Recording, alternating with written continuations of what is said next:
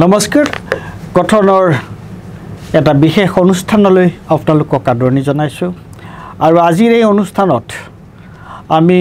আপোনালোক সকলোৱে গম পায় যে কাজিৰঙাত এখন 5 ষ্টাৰ হোটেল পঞ্চতাৰকা হোটেল এখন তাত কৰাক লৈ প্ৰতিষ্ঠা কৰাক লৈ এটা বিতৰ্ক চলি আছে আৰু যিসকল লোকৰ মাটিত যিসকল লোকৰ মাটি অধিগ্ৰহণ কৰি এই হোটেলখন সাজিব বিচৰা হৈছে সেইসকল লোকৰ লগত জড়িত হৈ থকা আমাৰ সকলোৰে পৰিচিত প্ৰণৱ দলৈ তেওঁ এজন ৰাজনৈতিক কৰ্মী এজন ৰাজনীতিক গতিকে প্ৰণৱ দলৈৰ লগত আমি এই গোটেই বিষয়টো সম্পৰ্কে অকমান মুকলিকে আলোচনা কৰিব বিচাৰিছোঁ বিষয়টোনো কি আচলতে গতিকে প্ৰণৱ মই তোমাক আমাৰ এই অনুষ্ঠানলৈ আদৰণি জনাইছোঁ আৰু তোমাৰ পৰা মই এই কথাটো জানিব বিচাৰিছোঁ যে এই গোটেই যিটো কাজিৰঙাত এখন 5 ষ্টাৰ হোটেল খোলাক লৈ যিটো বিতৰ্ক যিটো হৈছে বা এই কথাটো কি যে আচলতে তাত কোনে কি ধৰণে 5 ষ্টাৰ হোটেল খোলাৰ কথা হৈছে আৰু কাৰ মাটি লৈ কি প্ৰথম কথাটো এইটো মোক অলপ স্পষ্টভাৱে তুমি যদি ধন্যবাদ পৰেশদা সৰ্বপ্ৰথমে মই নৰ্থ ইষ্ট নাওৰ মজিয়াৰ পৰা সমগ্ৰ অসমবাসীলৈ আন্তৰিক মৰম আৰু শ্ৰদ্ধা জ্ঞাপন কৰিছোঁ আৰু এই গুৰুত্বপূৰ্ণ বিষয়টোৰ ওপৰত আলোচনা কৰিবৰ বাবে আজি এই নিমন্ত্ৰণী দিয়াৰ বাবে মই নৰ্থ ইষ্ট নাওক ধন্যবাদ জ্ঞাপন কৰি আজিৰ বিষয়বস্তুটোৰ বিষয়ে অকণমান বিস্তাৰিত ৰূপত ক'ব বিচাৰোঁ কাজিৰঙাত বৰ্তমান সময়ত সকলোৱে গম পাইছে কি ধৰণে ঐতিহ্য ক্ষেত্ৰৰ ওপৰত ভাবুকি অহাৰ প্ৰশ্নটো লৈ মানুহে সৰবকৈ মাত মাতি আহিছে সমগ্ৰ অসমতে আৰু এই যুঁজখন আৰম্ভ হৈছিল প্ৰায় 2022 চনতে যেতিয়া 7 ডিচেম্বৰ 2022 চনত বোকাখাটৰ ভূমি এলটমেণ্ট সমিতি যি sub divisional level land allotment committee এটা থাকে সকলো সাব ডিভিজনতে যিটো সমিতিয়ে নিৰ্ধাৰণ কৰে যে এটা সমষ্টিত ক'ত কাক কেনেকৈ মাটি দিয়া হ'ব এই ভূমি এলটমেণ্ট কমিটি যাৰ মুখ্য অধ্যক্ষ হিচাপে আমাৰ বোকাখাটৰ স্বয়ং কৃষিমন্ত্ৰী ডাঙৰীয়া বোকাখাটৰ বিধায়ক বৰ্তমানৰ অতুল বৰা ডাঙৰীয়া আছে আৰু তেখেতৰ নেতৃত্বতে এই তাৰিখত বোকাখাটত প্ৰায় 60 বিঘা মাটি কাজিৰঙাৰ হাতীখুলি বাগিচা গাঁৱৰ ইনলে পথাৰ শালি খেতিৰ মাটি য'ত যুগ ধৰি তাত বহুকেইটা পৰিয়ালে নিজৰ ককা আইতাৰ দিনৰ পৰা তাত খেতি খোলা কৰি খাই আছে আৰু এই মাটিখিনি হঠাৎ তেখেতসকলে হস্তান্তৰ কৰে অসম টুৰিজম ডেভেলপমেণ্ট কৰ্পোৰেশ্যনক আৰু তেওঁলোকে মাটিখিনি হস্তান্তৰ কৰিলে ইতিমধ্যে কৰিছোঁ বুলি তেখেতসকলে আমাক ব্যক্ত কৰিছে এই তেখেতসকলে মাটিটো সেই 60 বিঘা মাটি নিজৰ দখললৈ আনি আমাৰ ৰেভিনিউ ডিপাৰ্টমেণ্টৰ দ্বাৰা দখললৈ আনি তেখেতসকলে ATDCক দিয়ে আৰু ATDCয়ে আমাৰ অসমৰ মুখ্যমন্ত্ৰীৰ পেট প্ৰজেক্ট যি গ্ৰাণ্ড হায়াত 5 ষ্টাৰ হোটেল গ্ৰাণ্ড হায়াতৰ 5 ষ্টাৰ হোটেলৰ কাৰণে 60 বিঘা মাটি দিয়াৰ পৰিকল্পনা কৰিছে তেখেতসকলে আমি 2022 চনৰ ঠিক এই সিদ্ধান্ত লোৱাৰ দুদিনৰ পাছতে আমি স্মাৰক পত্ৰৰ যোগেদি গণতান্ত্ৰিকভাৱে এটা আন্দোলন কৰি আমি বোকাখাটৰ প্ৰশাসনক আমাৰ SDO চিভিল ডাঙৰীয়াক আমি জনাওঁ যে এই মাটি আমি যিহেতু ককা আইতাৰ দিনৰ পৰা আমি ইয়াত খেতি খোলা কৰি খাই আছোঁ তাকে নহয় তাৰোপৰি আমাৰ ওচৰত তাত বিভিন্ন ধৰণৰ নথিপত্ৰ আছে এই মাটিখিনিৰ যিটো মালিকীস্বত্ব মাটিখিনিৰ মালিক কোন মাটিখিনিৰ মালিক যিহেতু আমি 100 বছৰৰো অধিক তাত খেতি কৰি খাই আহিছোঁ আমাৰ সেই পৰিয়াল যিসকল পৰিয়ালে খেতি কৰি খাই আহিছে তেখেতসকল তাৰ মালিক হয় তেওঁলোকে তাৰ যিটো মাটিৰ যিটো খাজানা দিব লাগে সেই খাজানা দি আহিছে সকলো ধৰণৰ খাজানা তাত দি আহিছে তেওঁলোকৰ নামত নামজাৰি আছে তেখেতসকলৰ নামত ৰায়তী খতিয়ান আছে তেখেতসকলৰ নামত ম্যাদী পট্টন আছে হয় তেখেতসকলৰ নামত যেতিয়া শিৱসাগৰ জিলা হিচাপে আছিল গোটেই সামগ্ৰিকভাৱে তেতিয়া গোলাঘাট জিলা বা যোৰহাট জিলাৰ জন্মই হোৱা নাছিল যেতিয়া শিৱসাগৰ জিলাৰ এটা অংশ হিচাপে আমি আছিলোঁ সেই সময়ৰ তেখেতসকলৰ নথিপত্ৰ এতিয়াও সেই পৰিয়ালসমূহৰ হাতত আছে কিমানটা পৰিয়াল তাত এতিয়া প্ৰায় যিহেতু বৃদ্ধি পাইছে হাতী বিঘা মাটিত প্ৰায় ৪৫টা পৰিয়াল এতিয়া তাৰ লগত জড়িত ৪৫ ঘৰ মানুহ হয় গতিকে ৪৫ ঘৰ মানুহৰ তেওঁলোকৰ নিজৰ মাটি এইখিনি মাটি হয় আৰু এইখিনি মাটিত তেওঁলোকৰ যি নথি পত্ৰ থাকিব লাগে যে মেডি পট্টাৰ মাটি তেওঁলোকৰ নামত থকা মাটি এতিয়া তেওঁলোকৰ নামত থকা মেডি পট্টাৰ মাটি চৰকাৰে মানে তেওঁলোকৰ লগত আলোচনা নকৰাকৈ তেওঁলোকৰ লগত কথা নপতাকৈ তেওঁলোকৰ অনুমতি নোহোৱাকৈ তেওঁলোকে কেনেকৈ এইটো ল'ব পাৰে সেয়াই প্ৰশ্ন আমি কৰিছোঁ যে এতিয়া বৃহৎ কৃষি পথাৰ সেই ৬০ বিঘা হ'ল প্ৰায় তাত থকা ৬০০ বিঘামান মাটিৰ মাজৰ এটা প্লট মাজৰ প্লট এটা চৰকাৰখনে লৈছে এতিয়া ৬০ বিঘাতে তেখেতসকল ক্ষান্ত নাথাকে বুলি আমি গম পাইছোঁ আৰু মাটি লোৱাৰ এটা প্ৰক্ৰিয়া আছে যিহেতু সেই মাটিকণ বহু দিশৰ পৰা খুব গুৰুত্বপূৰ্ণ কেৱল খেতি খোলা কৰি খাই থকাই প্ৰশ্ন তাত নাহে তাত আমাৰ কাজিৰঙাৰ যি মানুহৰ থলুৱা মানুহৰ এটা সংস্কৃতি আছে তেখেতসকলে নিজৰ মাটি নিজৰ পৰিয়ালৰ কাৰণে খেতি খোলা কৰাৰ লগতে তাৰ পাৰিপাৰ্শ্বিকতাৰ লগত জড়িত যি বন্য জীৱকুল আছে বন্য জীৱকুলৰ লগতো আমি এটা অংশ আমি সদায় বাতি পেলাই আমি চলোঁ তাত কাৰণ তাত সেই ৬০ বিঘা মাটি সেই ইনলে পথাৰখন সকলোৱে জানে যে ঐতিহাসিকভাৱে এটা হাতীৰ চলাচল কৰাৰ এটা পথ বুলি চবেই জানে তাত খেতিৰ দিনত হাতী নামি আহে আধা অংশ তেখেতসকলে খায় আধা অংশ আমি গোটাই থওঁ আমাৰ খেতি নকৰাৰ দিনত শালি খেতি নকৰাৰ দিনত আমাৰ ঘৰচীয়া জীৱ জন্তু তাত চৰণীয়া পথাৰ হোৱাৰ লগতেও বনৰীয়া জীৱ জন্তুৰ কাৰণেও এখন চৰণীয়া পথাৰ হৈ পৰে এই অঞ্চলটোত ইমান পাৰিপাৰ্শ্বিকভাৱে গুৰুত্ব থকা এটা অঞ্চলত কি ধৰণে কি আইন আনি প্ৰথমে যদি আমি ভূমি আইন চাওঁ আমাৰ ভাৰতবৰ্ষৰ এখন আইন আছে 2013ত যি লেণ্ড একুইজিশ্যন এক্ট কৰিছে সেই আইনখনৰ কোনো ধৰণৰ মাননা এইখন চৰকাৰে দিয়া নাই তাৰ উপৰি যদি আমি পাৰিপাৰ্শ্বিক দিশৰ পৰা এনভাইৰনমেণ্টেল লজসমূহ চাওঁ তেতিয়া স্পষ্টভাৱে কোৱা আছে যে যিহেতু কাজিৰঙাৰ নিচেই কাষত ষ্টেট বোৰ্ড অফ ৱাইল্ড লাইফে এটা পাৰ্মিশ্যন দিব লাগিব এনেধৰণৰ পঞ্চতৰ্কা হোটেল এখন তাত খুলিবৰ কাৰণে কাৰণ আজি কাজিৰঙাৰ বিভাগীয় কৰ্তৃপক্ষই আমাক ক'ব পাৰিব নেকি যে এখন 5 ষ্টাৰ হোটেল তাত যদি নিৰ্মাণ কৰে তেতিয়া কোনো ধৰণৰ ইম্পেক্ট কোনো ধৰণৰ প্ৰভাৱ যে কাজিৰঙাত নপৰিব বুলি আমি প্ৰশ্ন কৰি আহিছোঁ অসম চৰকাৰক স্পষ্টৰূপে দাবী কৰি আহিছোঁ যে আপোনালোকে নিৰ্ণয় কৰক সিদ্ধান্ত লওক যে কাজিৰঙাত কেৱল মাত্ৰ কনক্ৰিটৰ জংগল ৰিজৰ্ট আৰু হোটেল থাকিব নে তাত তাৰ থলুৱা খেতি কৰি খোৱা মানুহ মাছ মাৰি খোৱা মানুহ দিন হাজিৰা কৰি খোৱা মানুহ লগতে কাজিৰঙাৰ বন্য জীৱকুল জীৱিত থাকিব লাগিব আপোনালোকে সিদ্ধান্ত এইটো ল'ব লাগিব অন্যথা কাজিৰঙা যে নিশ্চিতৰূপে এই ধৰণৰ প্ৰগতিৰ যদি নমুনা অৱলম্বন কৰে তেখেতসকলে মডেল যিটো মডেল তেখেতসকলে এতিয়া আমাৰ মুখ্যমন্ত্ৰী ডাঙৰীয়াই ক'ব বিচাৰিছে যে সকলোবোৰ মাটি আমাৰ এতিয়া চৰকাৰখনৰ এই পৰিস্থিতি পাইছে যে আমাৰ সকলো থলুৱা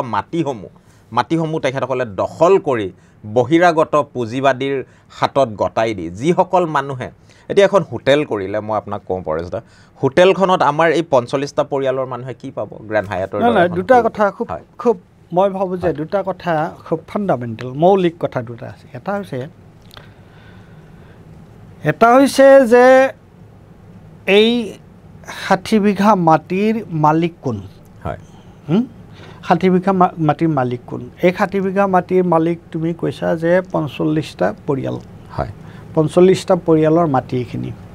গতিকে ৪৫টা পৰিয়ালৰ মাটিখিনি চৰকাৰে যদি ল'ব বিচাৰে অধিগ্ৰহণ কৰিব বিচাৰে তেওঁলোকে অধিগ্ৰহণৰ যিটো নিয়ম নীতি কথা বতৰা তাৰ যিটো তোমাৰ কম্পেনচেশ্যন দিয়াৰ যিটো কথা এই গোটেই প্ৰশ্নবিলাকতো তাত আহিব নহয় নাহিব জানো এটা হ'ল সেইটো এটা হৈছে এটা চৰকাৰ এখনে মোৰ মাটি এটা ঠাইত আছে মোৰ মাটি এটা চৰকাৰে যদি অধিগ্ৰহণ কৰিব বিচাৰে তাৰ এটা আইনী প্ৰক্ৰিয়া এটা নাথাকিব জানো আইনী প্ৰক্ৰিয়া এটা থাকিব মন গ'লেই মোৰ মাটিটো প্ৰাইভেট মাটি এটা ব্যক্তিগত এটা মানুহৰ সম্পদ এটা প্ৰপাৰ্টি এটা চৰকাৰেতো লৈ ল'ব নোৱাৰে তাৰ এটা আইনী প্ৰক্ৰিয়া আছে মাটি গ্ৰহণ কৰাৰ এটা আইনী প্ৰক্ৰিয়া আছে প্ৰথম কথা ১ নম্বৰ সেইটো ২ নম্বৰ কথা হ'ল যে আজি আমি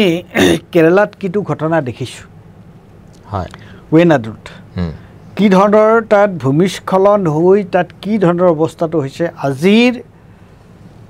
হিন্দুত এটা ৰিপৰ্ট আহিছে আজিৰ হিন্দুত মাধৱ গাডগিল বোলা যিজন প্ৰখ্যাত পৰিৱেশ বিজ্ঞানী পৰিৱেশবিদ তেওঁৰ এটা হিন্দুৰ প্ৰথম পৃষ্ঠাত এটা ৰিপৰ্ট প্ৰকাশ পাইছে যে এই কেৰালাৰ যিটো ডিজাষ্টাৰ এই যিটো দুৰ্যোগ সেইটো আচলতে মানৱ সৃষ্ট দুৰ্যোগ গতিকে এটা কথা হ'ল ওনাৰশ্বিপ মাটি কাৰ আছে আৰু 2 নম্বৰ কথা তুমি যিটো কথা কৈছা যে আচলতে কাজিৰঙাৰ যদি এনেকুৱা এখন পঞ্চতাৰকা হোটেল এখন যদি নিৰ্মাণ কৰা হয় তেতিয়াহ'লে কাজিৰঙাৰ ওপৰত তাৰ বন্যপ্ৰাণীৰ ওপৰত তাৰ প্ৰভাৱ কি পৰিব কাজিৰঙাৰ পাৰিপাৰ্শ্বিক অৱস্থাৰ ওপৰত প্ৰভাৱ কি কৰিব এই দুইটা কথা গুৰুত্বপূৰ্ণ নহয় গতিকে এতিয়া প্ৰথমৰ কথাটো তুমি কৈছা যে তেওঁলোকৰ তথ্য পাতি তেওঁলোকৰ আছে নথি পত্ৰ তেওঁলোকৰ আছে আৰু চৰকাৰে সেইবিলাক কোনো গুৰুত্ব দিয়া নাই হয় এতিয়া নথি পত্ৰ আমি সকলোকে দিছোঁ DC ডাঙৰীয়াক দিছোঁ SDO ডাঙৰীয়াক দিছোঁ আৰু তেখেতসকলে চৰকাৰী নিয়মাৱলীৰ অনুসৰি আমাৰ লগত কথা বাৰ্তা নকৰাকে এটা লেণ্ড ব্ৰকাৰেজ কৰা দালালৰ দৰে আমাৰ লগত কথা পাতিছে আমাক কয় যে এই ইমান লাখ টকা দি দিম আপোনালোকে মাটি দি দিয়ক এৰি দিয়ক এই ধৰণৰ কথা ক'ৰ পৰা আহে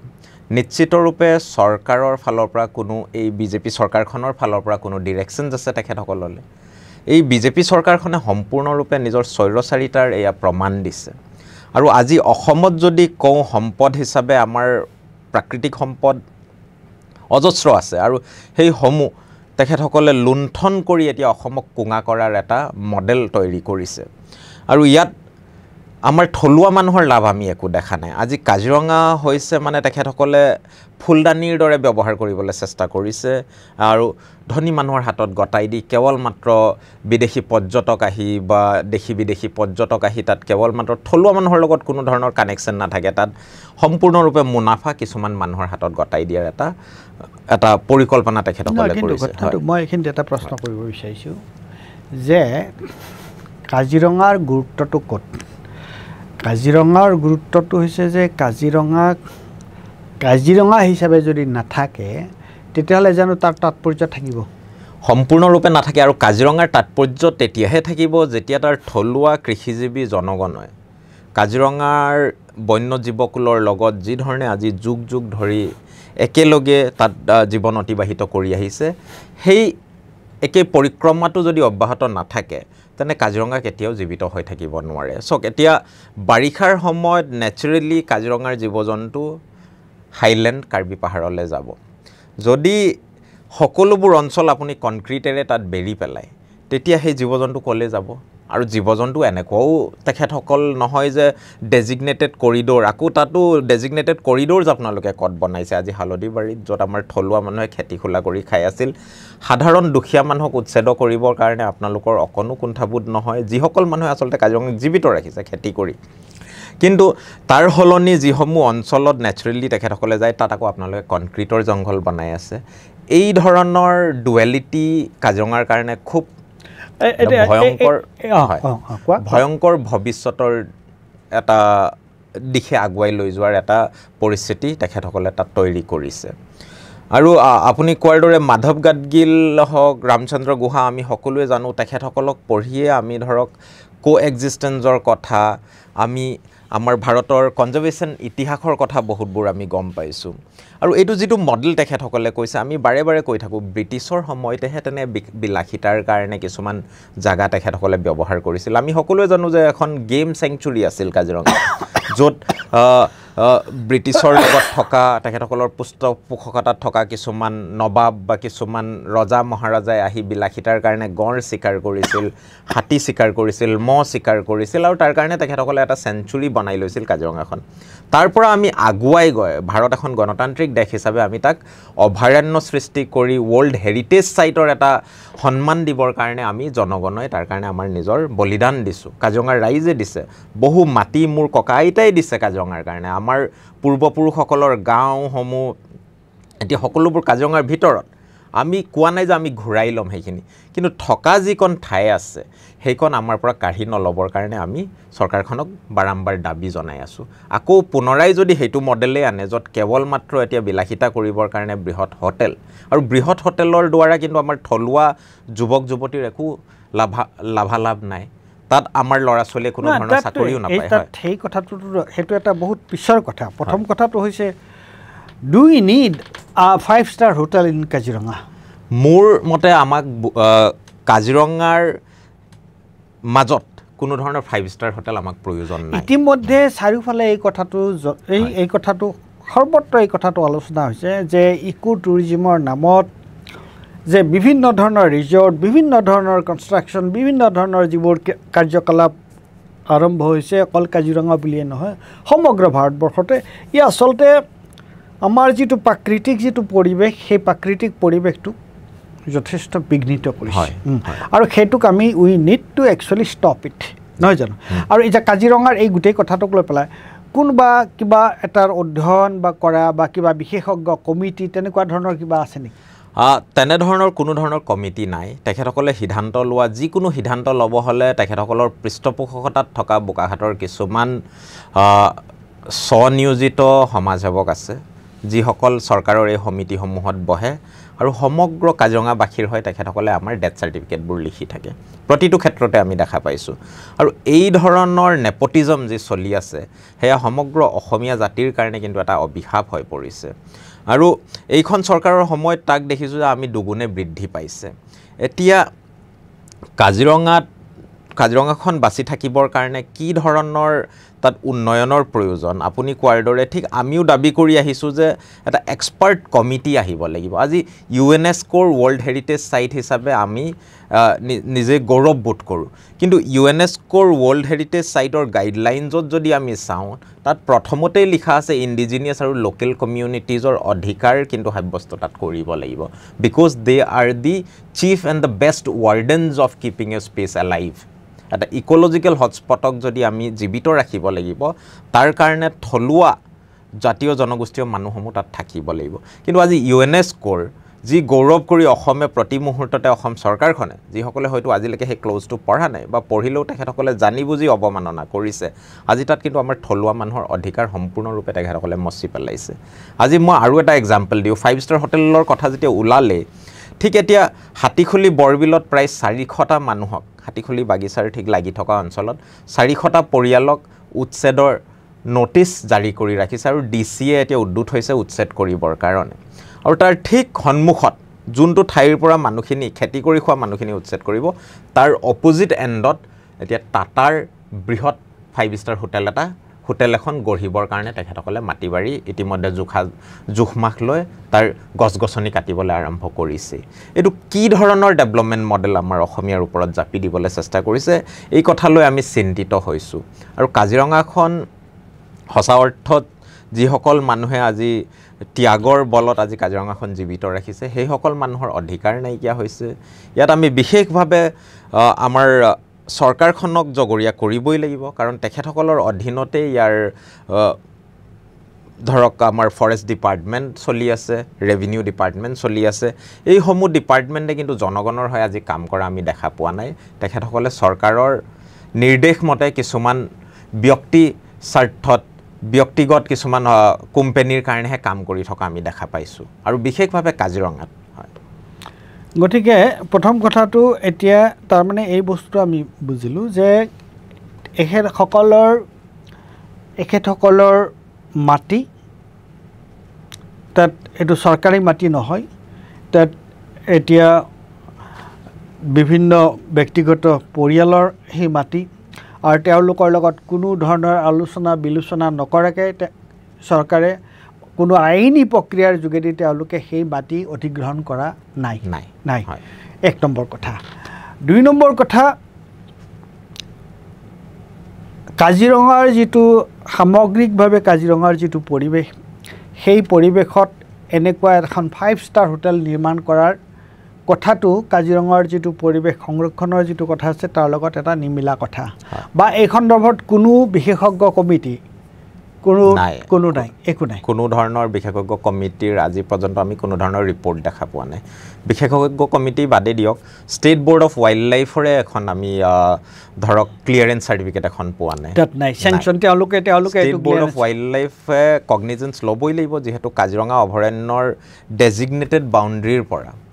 পৰা খুব সেইটো লোৱা নাই লোৱা এনভাইৰনমেণ্ট ক্লিয়াৰেন্সৰ কথা যদি আহে তালে এনভাইৰনমেণ্ট ইম্পেক্ট এছেছমেণ্ট এটা হ'ব লাগে এনভাইৰনমেণ্ট ইম্পেক্ট এছেছমেণ্টৰ কোনো ধৰণৰ কথা তাত এতিয়ালৈকে তেখেতসকলে কৰা নাই কোনো ধৰণৰ কাম কাজ আমি দেখা পোৱা নাই হয়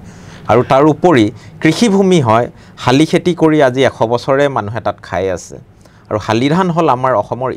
আমাৰ ঐতিহ্য আৰু শালি খেতি যদি আমি নকৰোঁ তেনে অসমৰ ঐতিহ্যই সুৰক্ষিত নহয় আজি সেই শালি পথাৰখন কৃষিমন্ত্ৰী অতুল বৰা ডাঙৰীয়াৰ নেতৃত্বত তেখেত কৃষিমন্ত্ৰী হয় অতুল বৰা ডাঙৰীয়া আজি শালি পথাৰখন কেনেকৈ শালি খেতিৰ পথাৰখন কেনেকৈ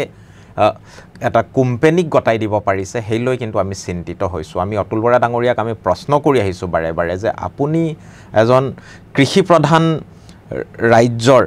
মন্ত্ৰী হিচাপে আজি সেইখন কথাও আপুনি কিয় বুজি পোৱা নাই তেওঁ কি কয় তেখেত সম্পূৰ্ণৰূপে মানে ইয়াত সম্পূৰ্ণ সাইলেন্ট তেখেতৰ কোনো ধৰণৰ কাজিৰঙাৰ কোনো বিষয়বস্তুত আজিলৈকে তেখেতে আমি দেখা নাই বোকাহাটৰ কোনো এতিয়া প্ৰশ্নটো হৈছে ঠিক আছে চৰকাৰে যেটো আইনী প্ৰক্ৰিয়াৰে তেওঁলোকে মাটি অধিগ্ৰহণ কৰিব লাগে এক নম্বৰ কথাটো হ'ল সেইটো দুই নম্বৰ কথা তাত এখন এনেকুৱা ধৰণৰ এখন পঞ্চতাৰকা হোটেল নিৰ্মাণ কৰাৰ প্ৰস্তুত লৈ পেলাই তেওঁলোকে যাৱতীয় বিভিন্ন ঠাইৰ পৰা তেওঁলোকে ক্লিয়াৰেন্স ল'ব লাগে তেওঁলোকে তাৰ পৰা যে তাত এই ধৰণৰ হোটেল এখন খুলিলে পৰিৱেশৰ বিঘ্নি হ'ব নে নহ'ব এই ধৰণৰ মতামত তেওঁলোকে ল'ব লাগে সেই বস্তুটোও কৰা নাই নকৰি তেওঁলোকে কামটো আৰম্ভ কৰি দিছে গতিকে এই ক্ষেত্ৰত তোমালোকৰ আজি মানুহখিনিৰ তেওঁলোকৰ হাতত হয় সংগ্ৰাম আন্দোলন কৰাটো এটা কথা ঠিকে আছে কিন্তু আন্দোলন কৰিলে চৰকাৰে সেইটো মানিবও পাৰে নামানিবও পাৰে চৰকাৰে হয়তো দমনমূলক ব্যৱস্থা লগাই তেওঁলোকে কৰিব পাৰে তেওঁলোকে আন্দোলনমুখী মোৰো কৰিব পাৰে কিন্তু আইনী প্ৰক্ৰিয়াৰ কিবা বিষয়ে চিন্তা কৰিছা নেকি তোমালোকে আমাক বহু বিশেষজ্ঞ এতিয়া আইনী প্ৰক্ৰিয়াৰ বিশেষজ্ঞ বহু লোকে আমাৰ লগত যোগাযোগ কৰিছে আমি এই কথা আগুৱাই লৈ গৈছোঁ ইতিমধ্যে আইনী প্ৰক্ৰিয়াৰ অৱলম্বন নিশ্চিতৰূপে ল'ব লাগিব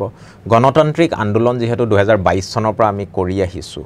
আৰু গণতান্ত্ৰিক আন্দোলনক মখিমূৰ কৰিবলৈ ইতিমধ্যে তেখেতসকলে পুলিচ বাহিনী তাত মোতায়ন কৰিছে আৰু তাত প্ৰায় এতিয়া 40টা বন্দুকধাৰী মানুহে নিজৰ সেই খেতি মাটিকণ 60 বিঘা মাটি ফেন্সিং কাটাটাৰ ফেন্সিং লগাই পেলাই আমাৰ মাটিখিনিত তাত 40টা মানুহ তেখেতসকলে ইতিমধ্যে হেৰি টাৱাৰ ৱাচ টাৱাৰ কিন্তু how can they do it without taking মানে মাটিৰ ওনাৰ্ছৰ লগত যাৰ মালিকীস্বত্ব আছে তেওঁলোকৰ লগত কথা নপতাকৈ এই ধৰণৰ কাম তেওঁলোকে কৰিব আমিও সেইটোৱে প্ৰশ্ন কৰিছোঁ যে আমাৰ লগত কোনো ধৰণৰ আমাৰ এই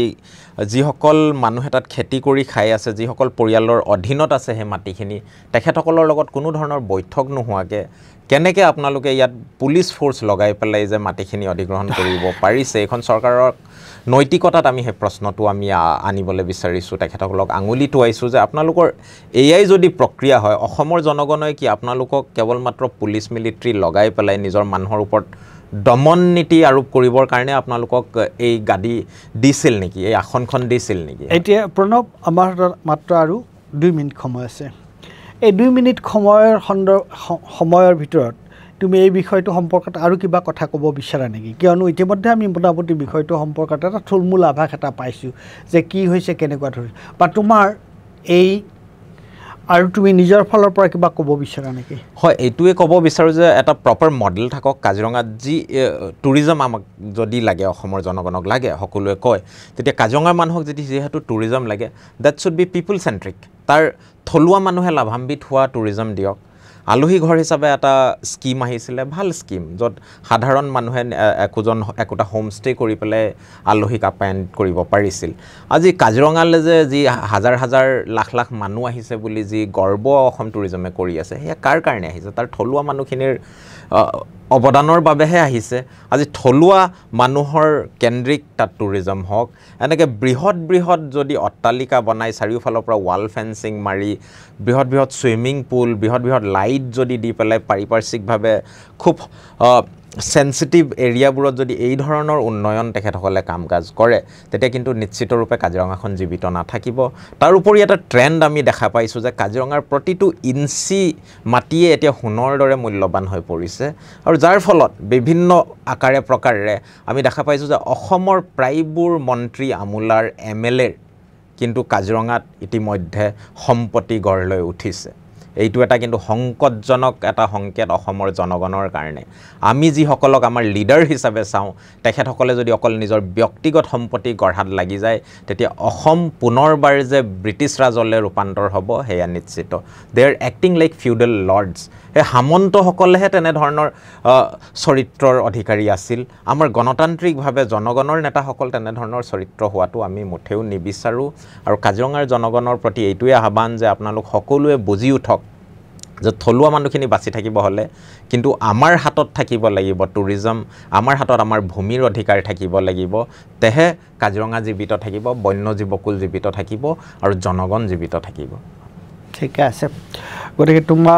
তুমি এই গোটেই পঞ্চতাৰকা হোটেল নিৰ্মাণ সন্দৰ্ভত তুমি যিখিনি কথা ক'লা মই ভাবোঁ যে আমাৰ শ্ৰোতা দৰ্শকসকলে বিষয়টো সম্পৰ্কত এটা সম্যক ধাৰণা এটা তেওঁলোকে পালে আৰু তুমি কৈছা যে তাত যিটো গণতান্ত্ৰিক আন্দোলনৰ লগে লগে তোমালোকে এতিয়া এই আইনী ব্যৱস্থাৰ কথাও চিন্তা কৰিছা গতিকে মই ভাবোঁ যে